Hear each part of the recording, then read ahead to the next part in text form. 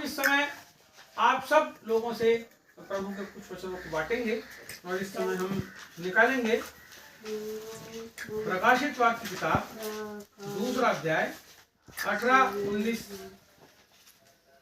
20 और 21। प्रकाशित वाक्य किताब 2 अध्याय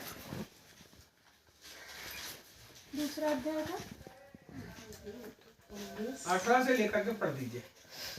थुआतीरा की कलीसिया के दूत को यह लिख, परमेश्वर का पुत्र जिसकी आंखें आग की ज्वाला के समान और जिसके पांव उत्तम पीतल के समान हैं, वह यह कहता है कि मैं तेरे कामों, तेरे प्रेम और विश्वास और सेवा और धीरज को जानता हूँ, और यह भी कि तेरे पिछले काम पहलों से बढ़कर है। पर मुझे तेरे विरुद्ध यह कहना है कि तू उस स्त्री इजेबेल को रहने देता है, जो अपने आप को भविष्यवक्तिन कहती है और मेरे दासों को व्यभिचार करने और मूर्तियों के आगे चढ़ाई गई वस्तुएं खाना सिखाकर भरमाती है। मैंने उसको मन फिराने के लिए अवसर दिया, पर वह अपने व्यभिचार से मन फिराना नहीं चाहती। देख, मैं उसे रोगशैया पर डालता हूँ, और जो उसके साथ व्यभिचार करते हैं, यदि वे भी उसके कामों से मन न फिराएंगे, तो मैं उन्हें बड़े क्लेश में डालूंगा। मैं उसके बच्चों को मार डालूंगा। तब सब कलीसियाएं जान लेंगी कि हृदय और मन का परखने वाला मैं ही हूँ, और मैं तुम में से हर एक को उसके कामों के अनुसार बदला दूंगा। बस बोलो यीशु प्रभु की जय। यहाँ पे ऐसा लिखा है, जब आप पढ़ेंगे यहाँ पे ऐसा लिखा है, इसको दे दो भाई। यहाँ पे ऐसा लिखा है, शांति सुन बेटा, है ना, वो निकाल भी नहीं सकती और पढ़ भी नहीं सकती, इसलिए ध्यान से सुन। सुनने से विश्वास होता है। क्या होता है? इसके वचन से, प्रभु के वचन से, मसीह के वचन से, इसलिए सुनो। और जो हम बोलते हैं उसको आप निशान लगा लो, अपने घर में ध्यान करके जाओ कौन सा वचन पढ़े, और घर में निकाल के और पढ़ो, जिससे आपको प्रभु और समझ प्रदान करे। ठीक है, अभी हम देखेंगे यहाँ पे, यहाँ ऐसा लिखा 18 में, थुआतीरा की कलीसिया के दूत को लिख, यह लिख, परमेश्वर का पुत्र जिसकी आंखें आग की ज्वाला के समान और जिसके पांव उत्तम पीतल के समान है, वह यह कहता है। प्रकाशित वाक्य की पहला अध्याय के बाद जो दूसरा अध्याय चालू होता है और तीसरा अध्याय, ये 2 अध्याय में परमेश्वर यीशु ख्रिस्त जो हैं वो अपनी कलीसिया को संदेश देते हैं। 7 कलीसियाओं के बारे में लिखा है, वो 7 कलीसियाओं को संदेश देते हैं, और जब जब वो संदेश देते हैं तब तब वो अपने व्यक्तित्व को बताते हैं कि कौन कह रहा है। यहाँ प्रभु अपने बारे में बोल रहे हैं, कौन कह रहा है? तो अपने बारे में बोलते हैं, परमेश्वर का पुत्र जिसकी आंखें आग की ज्वाला के समान। कैसी? आग की ज्वाला के समान। आग की ज्वाला यानी क्या? आग में ज्वाला ज्वाला ज्वाला जलती है, दन दन दन दन दन दन आग। कब जलती? जब किसी को जलाना चाहती, बगैर जलाए जलेगी वैसी आग। ज्वाला कब जलती? जब कोई चीज को, आग को क्या करते हैं? तेज कर, बोले सही खाना नहीं पकड़ा, तेज कर, आग सही तरीके से जल नहीं रहा। तो आग जो है वो कब ज्वाला जलती है? जब किसी चीज को हम जलाना। जहाँ प्रभु का वचन, प्रभु बता रहा है अपनी खूबी, एक परमेश्वर की खूबी, कि वो उसकी जो आंखें वो कैसी है? आग की ज्वाला। आप आंख कब बुर्राते हो? ऐसी आंख बड़ी बड़ी करके बच्चों को देखते हो ना अपने घर में, गुस्सा कब देखते हो? गुस्सा आता है जब। तो यहाँ प्रभु कैसा है अभी? बोले अरे मेरी माँ को बड़ा गुस्सा जोर से आया है, मेरे को घुर्रा के देख रही। अभी यहाँ प्रभु क्या कर रहा है? उसकी आंखें आग की ज्वाला, बोल रहा है कलीसिया, वो जिसकी आंखें आग की ज्वाला के समान। अरे गुस्सा है प्रभु कोई बात से गुस्सा है, और हम लोग सोचते हैं नहीं, प्रभु बहुत प्यार करने वाला है। यहाँ संदेश दे रहा है प्रभु कि मैं गुस्सा हूं, और आप क्या सोचते हो? अरे नहीं नहीं, वो तो क्रूस लटक गया हमारे लिए, बहुत अच्छे जिंदगी जियो, अच्छा खाओ, अच्छा पियो, अच्छा ऐश करो। कोई बुलाता है मूर्ति पूजा करने तो वहां भी चले जाओ, कोई बुलाता है फलाना करने तो वहां भी चला जाओ, बढ़िया मजा करो, है ना। क्योंकि यीशु मसीह क्या हुआ? क्रूस पे कुर्बान। किसके लिए? हमारे लिए मर गया। लेकिन वो हमको कुछ नहीं करने वाला है, हम पूरा मजा करने के लिए, हमको मजा देने के लिए प्रभु क्या हुआ? क्रूस पे। अरे नहीं रे भैया, यहाँ पे लिखा है कि उसकी आंखें कैसी है? आग की ज्वाला वो देख रहा है गुस्से के साथ। किसको देखता है गुस्से से? मालूम? आप कब देखते हो? अपने बच्चों से आप नफरत करते हो? नहीं। हम अपने बच्चों को डांटते हैं, नफरत से डांटते? नहीं डांटते, प्रेम से डांटते। हमारे अंदर कहीं ना कहीं प्रेम है। यहाँ प्रभु के अंदर भी प्रेम है, लेकिन यहाँ भी गुस्सा है प्रभु कोई बात से। आपको उस गुस्से को समझना पड़ेगा, आपको उस बात को समझना पड़ेगा। और आगे बोलता है जिसके पांव उत्तम पीतल के समान। उसके पांव कैसे? उत्तम पीतल के समान। पीतल कैसा रहता है? पीला रहता है? नहीं, उसका गुण क्या है पीतल का? पीतल जो होता है उसका गुण यह है कि बहुत मजबूत होता है। पीतल जो है वो कैसा होता है? बनता कैसे?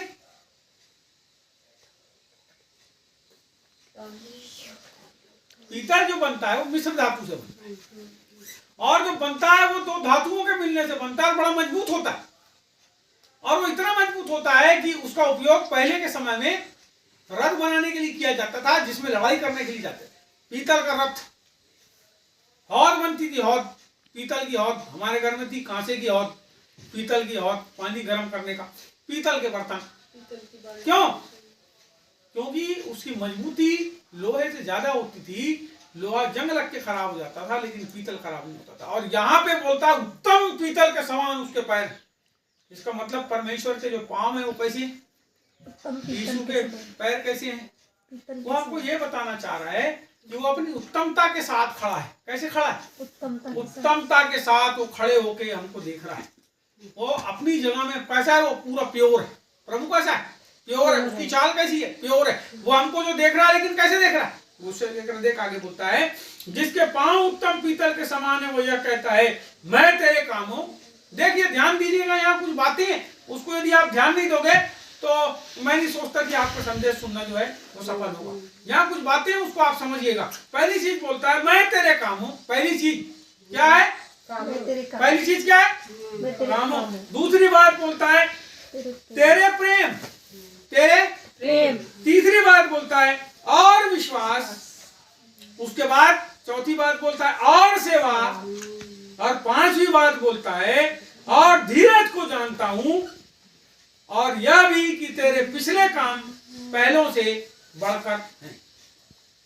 तेरे पिछले काम पहलों से बढ़कर है। यहाँ 5 प्रकार की बात बोलता है। इस बात को हमको समझना है। पहली चीज बोलता है कि मैं तेरे कामों को, काय को जानता है प्रभु? हमारे कामों को। जब आप अपने बच्चों के कामों को जानते हो तो आपको पता है आपका बच्चा गलत नहीं, आपको पता है आपका बच्चा गलत कर सकता है। आप दोनों चीज जानते हो, कहाँ पे वो गलत कर सकता है और कहाँ पे गलत नहीं कर सकता। दूसरी बात वो बोलता है मैं तेरे प्रेम। प्रेम, कई लोग प्रेम का दिखावा करते हैं ना। हम प्रभु से बहुत प्यार करते हैं, बहुत प्यार करते हैं, बहुत प्यार करते हैं। प्रभु बोलता है तुम जो मेरे से प्यार करते हो वो इस बात से प्रकट होता है कि तुम मेरी आज्ञाओं को। यदि हम प्रभु से प्यार करते हैं तो इस बात से प्रकट होगा कि हम प्रभु की आज्ञा को मानते हैं। बाइबल में कितनी बातें लिखी है, कितनी सब बातें। आप कुछ मत करो, अपनी ये जो बाइबल है ना, मैं आपको बोलूंगा यीशु मसीह ने कहाँ कहाँ पे क्या क्या बोला है पूरी बाइबल में, वहां पे लाल निशान लगाना। जो यीशु ने कहा, जो यीशु ने कहा आप निकालना, उसके ऊपर लाल निशान लगाना, आज्ञा को ढूंढना। एक बार मैंने नए नियम में आज्ञा ढूंढना चालू किया, मेरे पास है वो बाइबल, उस पर लाल निशान लगा के मैंने आज्ञाओं को ढूंढा। तो शुरुआत हमको करना पड़ेगा, कहीं ना कहीं हमको शुरुआत करना पड़ेगा। किस बात का? इस बात को प्रमाणित करने के लिए कि हम परमेश्वर से प्यार करते हैं। तो वो बोलता है मैं जानता हूं हम सच्चा प्यार करते हैं, झूठा प्यार करते हैं, दिखावे का प्यार करते हैं, किसी से कोई चीज पाने के लिए प्यार करते हैं। देखो जी, कई प्रकार के प्यार होते हैं। स्वार्थी प्यार भी होता है, जो थोड़े दिन तक, जब तक स्वार्थ पूर्ति ना हो तब तक क्या करता है? अपने आप को बहुत अच्छा, बहुत अच्छा, बहुत अच्छा, अरे उसके सामने बन बन के जाते हैं। अरे वाह भैया लेना, हमने नाश्ता ही बनाया, खा लेना भैया हमने चाय। अरे वाह भैया बैठो बैठो चाय पी, अरे नाश्ता कर लो, अरे लो 500 रुपया मेरी तरफ से आपके काम के लिए दान दक्षिणा दे जाए। लेकिन जाने के बाद क्या बोलते? अरे बहुत बेकार आदमी हो, कोई आदमी है प्रार्थना में आया, प्रार्थना की, दुआ की और निकले क्या बोले? अरे फालतू आदमी हो, कुछ का कुछ बताता संदेश, कोई पास्टर है वो। जाते हैं, क्या करेंगे प्रभु, मजबूरी हमारी जाने की। इसका मतलब प्यार कैसा है?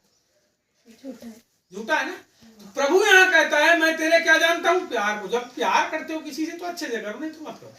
असली प्यार, नकली प्यार, दिखावटी प्यार, कई प्रकार के मिलावटी प्यार, कई प्रकार के प्यार हैं, वो वैसे वाले प्यार मत करो। आगे बोल रहा है प्रभु, और तेरे देख आगे बोलते और विश्वास। आप प्रभु विश्वास करते हो ना?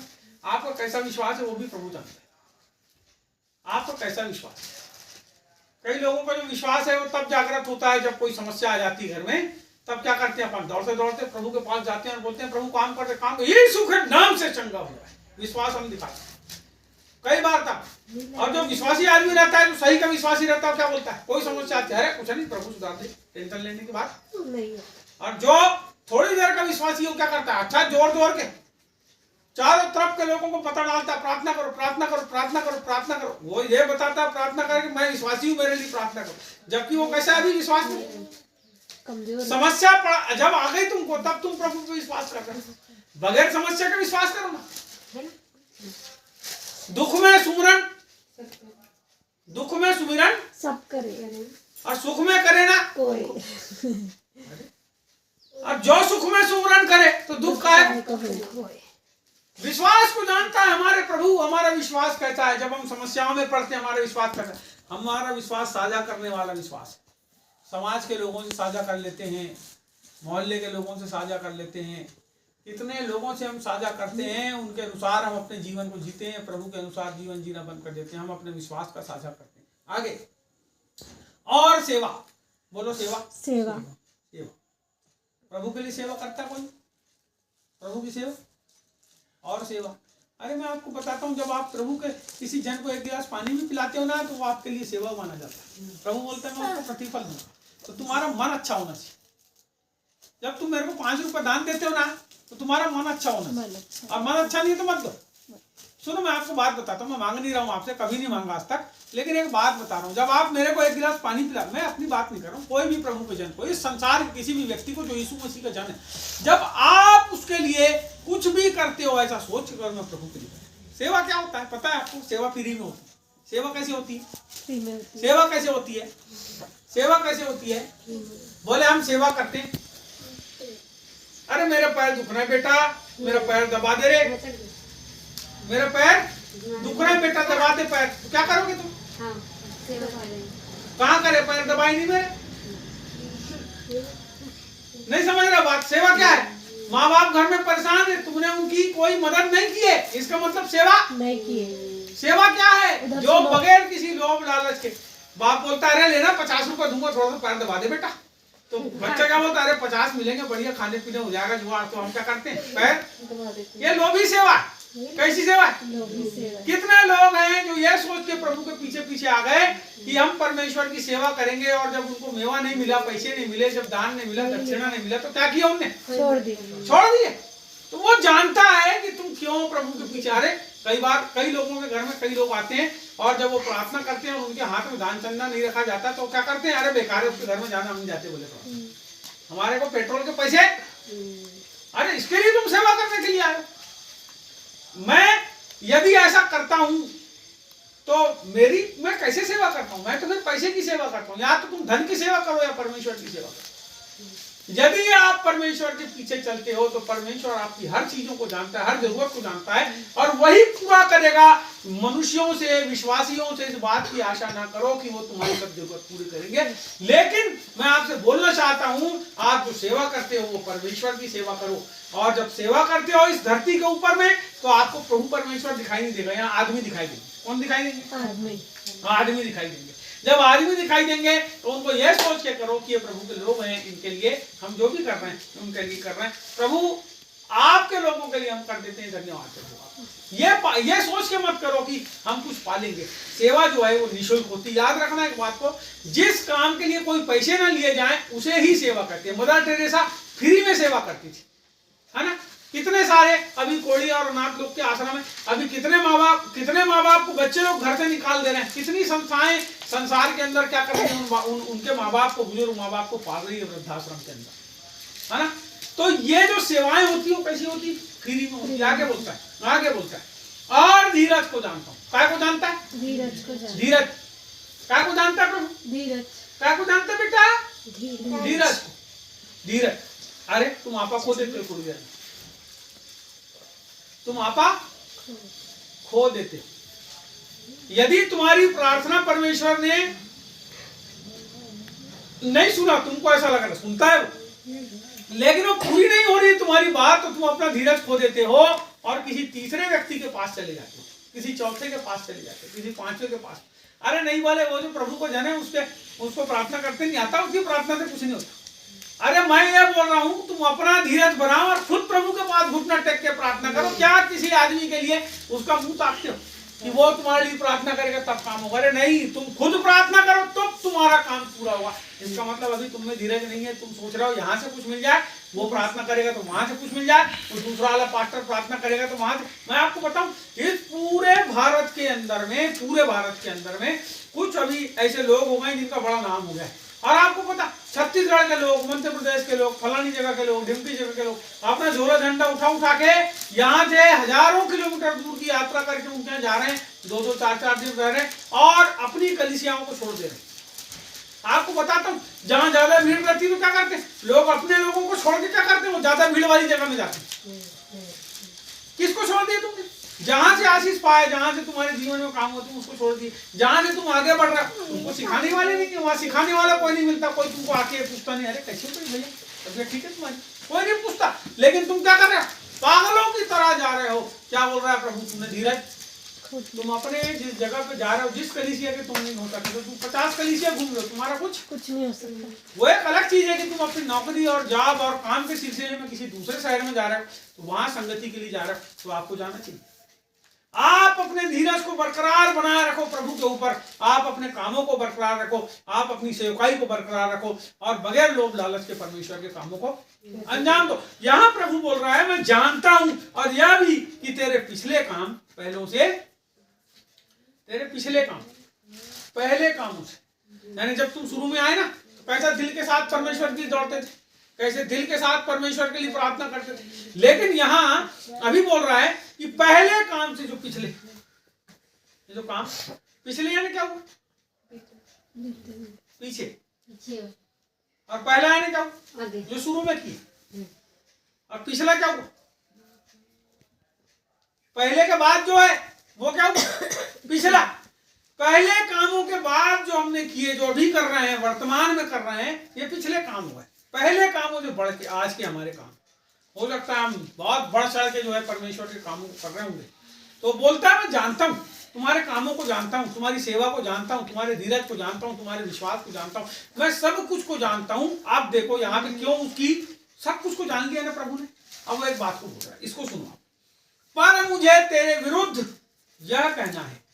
हमको परमेश्वर कुछ कहता है, हमारे विरुद्ध कुछ कहता है। वो जो आग उसकी कैसी है? आग कैसी है? आग की ज्वाला के समान दिख रहा है गुस्से से। क्यों हमको दिख रहा है? वो हमारी सब बातों को जानता है। हम ऐसा ना सोचे कि अरे हम तो दूध के धुले, प्रार्थना कर लिए, माफी मांग लिए तो सब, अरे नहीं रे भैया, सब कुछ जानता है वो। तुम ऐसा मत बताओ, नकली व्यवहार करके मत बताओ, नकली अपने आप को लोगों के सामने जो है नकली भक्त बन के मत दिखाओ। लेकिन परमेश्वर सब कुछ को जानता है और वो ये कहता है, मुझे तेरे विरुद्ध यह कहना है कि तू उस स्त्री इजबेल को रहने देता है जो अपने आप को भविष्यवक्तिनी कहती है और मेरे दासों को व्यभिचार करने और मूर्तियों के आगे चढ़ाई गई वस्तुएं खाना सिखलाकर भरमाती है।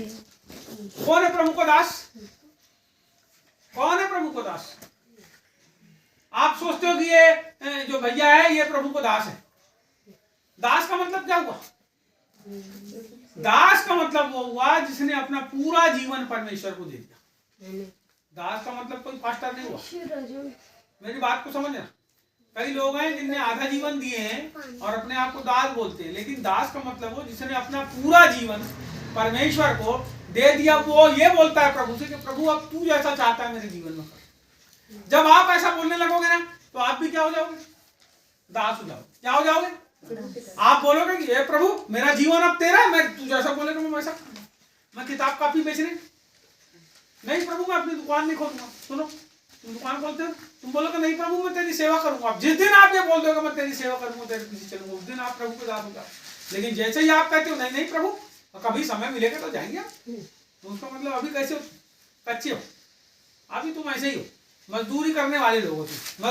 मजदूर कोई काम का तो आपको पता दास कहाँ रहता है? स्वामी के पास। बोलो यीशु मसीह। जय। दास कहाँ रहता है? स्वामी के दास पास। कहाँ रहता है? स्वामी के दास पास। कहाँ रहता है? स्वामी के सत्यम पास। दास कहाँ रहता है? स्वामी के पास। क्योंकि स्वामी को अभी भी जरूरत है। बोलेगा एक गिलास पानी ला, तो दास क्या करे? झाड़ से पानी ला, रोजी कुर्जी पानी पी लो हैं। और मजदूर को क्या करना पड़ेगा? ढूंढने जाना पड़ेगा कहाँ है मजदूर। तो मजदूर के समान प्रभु के पास मत आओ आप।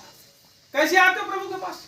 मजदूर के समान। अरे थोड़ी देर का काम है, नहीं चलना। एक आता था हमारे घर काम करने, भैया बोले मैं इतना सामान उठा के यहाँ रख देता हूँ, 50 रुपए दे देना। उसने 50 लिया, चला। अपन ढूंढ ही रहे हैं, उसके बाद दूसरा सामान आया। लेकिन कोई आदमी जो परमानेंट तुम्हारे यहाँ रहता है, जो 12 घंटे रहता है, हमको पता है 12 घंटे में आदमी हमारे पास, हम इसको बोलेंगे फलाना काम कर, तो वैसे ही हमारा जीवन जब परमेश्वर के अधीन हो जाता है तो हम क्या हो जाते हैं उसके। अरे रात बिरात तुमको प्रभु उठा देगा। तुम सोए हो ना, रात को तो प्रभु उठा देगा। उठ, फलाने के लिए प्रार्थना कर, आंख बंद कर, प्रार्थना कर, प्रार्थना कर, प्रार्थना कर। अरे तुमको क्या मालूम पाए के लिए प्रार्थना कर? वो क्या बोल रहा है तुमको? प्रार्थना कर। रात को 3 बजे नींद खुल गई, प्रार्थना कर। तुम हड़बड़ा के उठे और घुटना में घुटना टेक लिया ऐसे करके और प्रार्थना कर रहे थे, प्रभु दया कर, प्रभु दया कर। काय के लिए उठा दिया तुमको भाई? वो दूसरे दिन समझ में आता है। जब तुम प्रार्थना करने लगते हो तब कुछ ना कुछ विचार आता है, अरे वो फलाने आदमी के लिए। दूसरे दिन समझ आता है, अरे ऐसा ऐसा हुआ उसके लिए, और वो अच्छा रहता है। उसके जीवन में समस्या है, वो अच्छा रहता है। तुम्हारे ऊपर, खुद के ऊपर कोई समस्या आने वाली रहती है, प्रभु खड़ा करके करता प्रार्थना। हम नहीं सुनते कई बार, क्योंकि हम अपने आप को क्या मानने लगते हैं? अपने जीवन का मालिक, जबकि हम कौन है? दास। सुनिएगा मेरी बात। तो यहाँ प्रभु कहता है मैं सब कुछ को जानता हूं और मैं तुम्हारे विरुद्ध एक बात कहता हूं कि तुम्हारे बीच में एक स्त्री है और उसका नाम इजबेल है। ये इजबेल जो स्त्री है, ये पुराने नियम में एक औरत का नाम, परंतु वो जो इजबेल है आज वैसा नहीं है। वो एक विचार के रूप में वो जो स्त्री है इजबेल काम करती है, और जो काम करती है, ए छोटी बिटिया इधर घूम मेरी तरफ, इधर घूम मेरी तरफ, वैसा नहीं करना। हाँ, इधर सुनो जो बता रहे हैं। वो जो इजबेल है वो क्या करती है? क्या कर रही है इजबेल?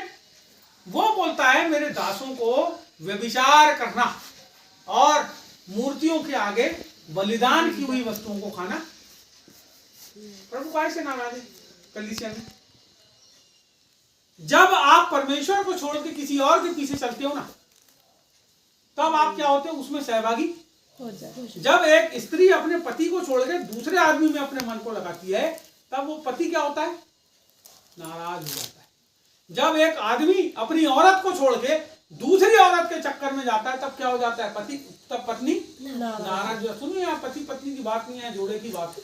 परमेश्वर हमारा स्वामी है, हमारा मालिक है, और वो चाहता है कि हम उसके पीछे चले। लेकिन कई लोग क्या करते हैं? यहाँ भी चले, वहां भी चले, वहां भी चले, वहां भी चले, अपने लिए ऐसे रास्ते खोजते हैं जिसमें उनके मन को क्या मिले? अच्छा लगे, उनके मन में अच्छा लगे। तो क्या करते हैं? रास्ता पूछते हैं, बोले फलानी जगह पंडा बाबा है, वहां जाओ तो प्रार्थना हो जाती है, वो अपने हिसाब से तुम्हारा तंत्र मंत्र कर देगा। अपन जो उठाए झोला और चले उसके पीछे पीछे।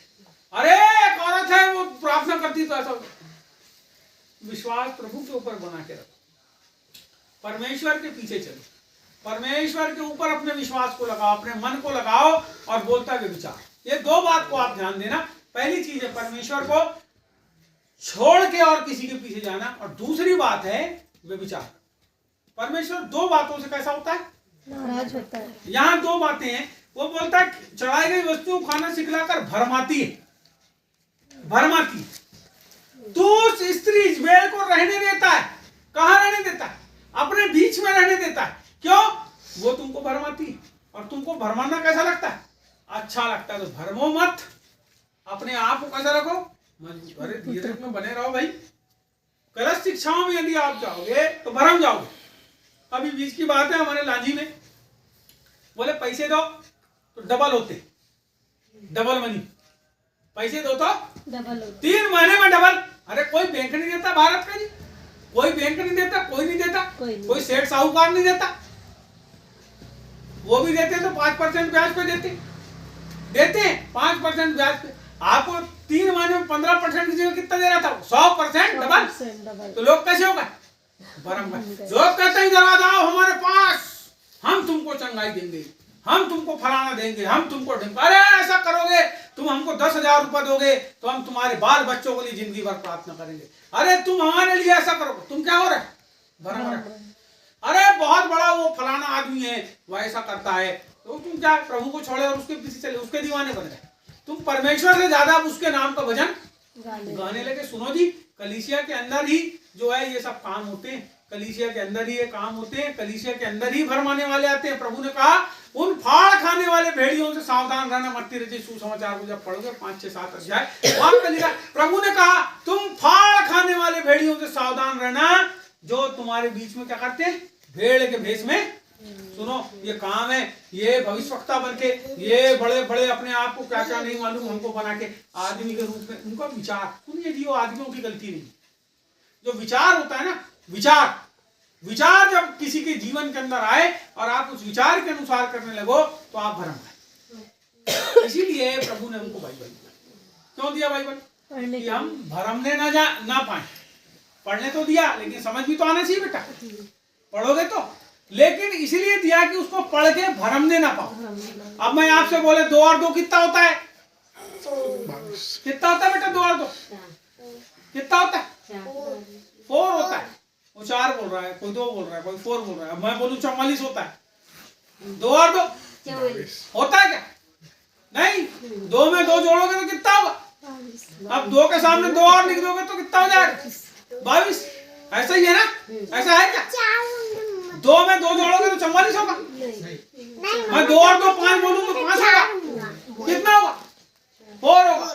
इसलिए पढ़ाई लिखाया जाता है, इसीलिए पढ़ाया लिखाया जाता है कि बच्चा कैसा बने, दिमागी रूप से मजबूत बने, जिससे कोई उसको झुकलाने।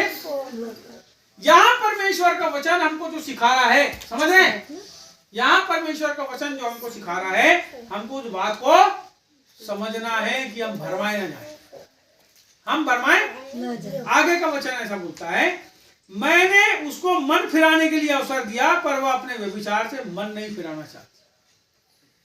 ऐसा नहीं है परमेश्वर आपसे जो नाराज है वो इसलिए नाराज है, आपकी बात नहीं कर रहा हूँ, कलीसिया की बात कर रहा हूँ। इसीलिए ऐसे लोगों से परमेश्वर नाराज रहता है जो क्या करते हैं, भरम जाते हैं। भरमो मत, परमेश्वर हमारे विरुद्ध नहीं है। यदि आप उसके पीछे चलते, उसके वचन के अनुसार चलते, परमेश्वर आपके साथ, परमेश्वर की आज्ञाओं को मानो, परमेश्वर आपके साथ है। वो कहता है मैंने उस औरत को भी क्या किया, मन फिराने का अवसर दिया, वो मन नहीं फिरा। अब आगे देखो, यहाँ पे ऐसा लिखा है 22 में, देख मैं उसे रोग सैया पर डालता हूं, और जो उसके साथ वे विचार करते हैं वे भी उसके कामों से मन न फिराएंगे, तो मैं उन्हें बड़े क्लेश में डालूंगा और मैं उसके बच्चों को मार डालूंगा। तब सब कलीसियाएं जान लेगी कि हृदय और मन का परखने वाला मैं ही। जब जहाँ गड़बड़ियां हो रही, आपको पता है कितनी कलीसियाओं के अंदर में लोग आके भरमाने वाली शिक्षाएं दे रहे हैं और कलीसियाएं नाश हो जा रही। भरमाने वाली शिक्षाएं क्या है, जहां तोड़ होता है वो भरमाने वाली शिक्षा होती। सुनिएगा, जहां मेल होता है, जहां प्रेम होता है, जहां धीरज होता है, जहां विश्वास होता है, वो कैसा होता है, शिक्षाएं सही होती है। लेकिन जहां तोड़ होगा, जहां व्यभिचार होगा, जहां रिश्तों में फूट आएगी, वो क्या हो जाएगा, वो गलत शिक्षा होगी। और बाइबल कहती है जितने लोग इन कामों से मन नहीं फिराते, उसके साथ ऐसा काम करते हैं, बोलता है कि मैं उनके बच्चों को क्या करूंगा, मार डालूंगा। ये बच्चों की बात कर रहा है, कलीसियाओं की बात कर रहा है। कलीसिया के बच्चे कौन हो गए, और कलीसिया वालों के बच्चे और कलीसिया। तो ये जो नए नए लोग आते थे बहुत सारे प्रभु में, जब देखना अचानक से सताव आता है, गड़बड़ियां आती है, क्या होते हैं लोग, कैसे होते हैं, कारण क्या है, वो लोग अपने विश्वास में, अपने धीरज में, अपने प्रेम में, अपनी सेवा में बने नहीं रहते। सुनिएगा, वैसे ही ऊपर वाली, जैसे मैंने आपको बोला दिखावे का, तो दिखावा नहीं। आप कैसा प्यार करो प्रभु से, अरे ऐसा नहीं कि यहाँ भी जा रहे हो, वहां भी जा रहे हो, वहां भी, अरे एक जैसे एक स्थिर बन के प्रभु के पीछे चलो। परमेश्वर आपके और मेरे जीवन पे कहीं ना कहीं जब हम प्रभु में आए, कहीं ना कहीं हमारे जीवन के अंदर भी कुछ गड़बड़ियां हुई, परंतु परमेश्वर का धन्यवाद कि परमेश्वर हमको सुधारा, हमको सिखाया और हमको ऐसा बनाया कि हम अपनी उन गलतियों से और लोगों को सिखा सके कि ऐसा काम नहीं करना। हमारा परमेश्वर हमसे प्यार करने वाला है, हमारा परमेश्वर प्यार के साथ हमको फटकार भी देने वाला है। देखिए यहाँ पे आखिरी बात आपको बताता हूं, यहाँ ऐसा लिखा है, तब सब कलीसियाएं जान लेंगी कि हृदय और मन का परखने वाला मैं ही हूं। कौन है? हृदय और मन को परखने वाला। जैसे कि मैंने शुरू में आपको बताया, कैसा है परमेश्वर? हमारे हृदय को, हृदय और मन दोनों चीजों को परखने वाला परमेश्वर है। आगे बोलता है, और तुम में से हरेक को उसके कामों के अनुसार बदला। आप अच्छा अच्छा जीवन जियो जी, आपको अच्छा अच्छा चीज मिले। आप भला भला काम करो जी, प्रभु आपको साथ भला भला करेगा। आप गलत काम करोगे तो लोग आपके पीछे आएंगे मारने के लिए, आएंगे। आप अपने परिवार के विरुद्ध कोई काम करो तो परिवार के लोग क्या करेंगे? क्या करेंगे? डांटेंगे? नहीं डांटेंगे? मम्मी के विरुद्ध कोई काम करता है छोटे बेटा, मम्मी डांटती है? डांटती है ना? पापा देते बराबर मार? नहीं मार? डांटते? इसका पापा अच्छा है, मारता नहीं। बोलो यीशु प्रभु की, बोलो यीशु प्रभु की। तो हमको क्या करना है? अपने विश्वास में, अपने कामों में मजबूत रहना है, प्रभु में बने रहना है, अपने जीवन को परमेश्वर में बना के रखना है, जिससे परमेश्वर हमसे प्यार करे, हम गुस्से वाली आंख से, है ना। आज का संदेश क्या है? परमेश्वर हमारे सब कामों को जानता है, इसलिए हम दिखावी जीवन नहीं। कैसा जीवन जिए? प्रभु से प्यार करो, पूरा अपने जीवन को प्रभु को दे दो, है ना। जब आप अपने जीवन पूरा प्रभु को दे दोगे तो आप उसके दास और दासी कहलाने लगोगे। लेकिन थोड़ी देर के लिए बोले हम तेरे दास हैं, फिर दूसरे के यहाँ जाकर नौकरी करने लगे, इसका मतलब गड़बड़ी, सुधारना जरूरी। समझ आई बात? आज का वचन समझ आए? उसको नोट कर लेना, घर में जाना, अच्छे से पढ़ना। कोई बात समझ नहीं आएगी आप फिर से हमसे संपर्क करना, ठीक है। आइए प्रार्थना करें।